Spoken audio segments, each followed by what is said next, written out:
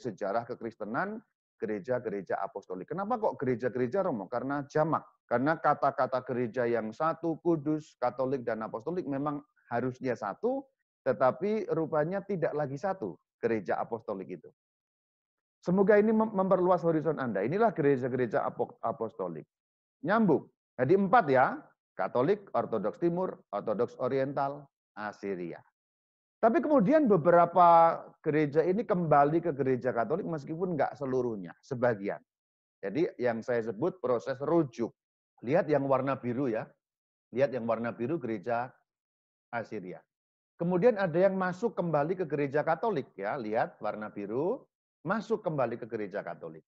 Yang menyatu kembali dengan gereja Katolik ini disebut gereja Katolik Kaldea. Kemudian yang warna selanjutnya. Ini juga ada yang kembali, contohnya itu gereja Katolik Armenia. Yang Ortodoks Timur pun ada, contohnya Ukraina. Jadi gereja Ukraina itu, Katolik Ukraina, atau UGCC, kalau bahasa Inggrisnya UGCC, itu gereja Ukraina. Kalau Anda lihat sekilas, itu ya kayak Ortodoks Timur, tapi mereka Katolik. Karena mereka bertradisi Bizantin, tapi menyatu dengan gereja Katolik. Jadi ini ada beberapa yang kemudian rujuk. Silakan lihat bagaimana rujuknya. Yang saya beri lingkaran-lingkaran itu ya, itu proses kembali ke gereja Katolik. Yang berkedap-kedip itu loh.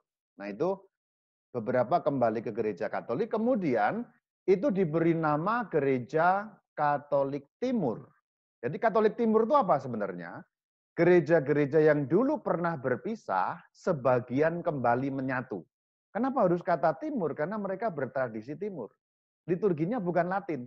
Contoh yang Ukraina tadi, misanya tidak sama dengan misa kita.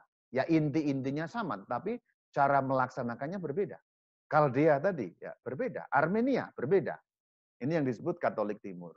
Ini agak rumit, kapan-kapan kita bisa lebih rinci, tapi ini supaya horizon Anda luas saja.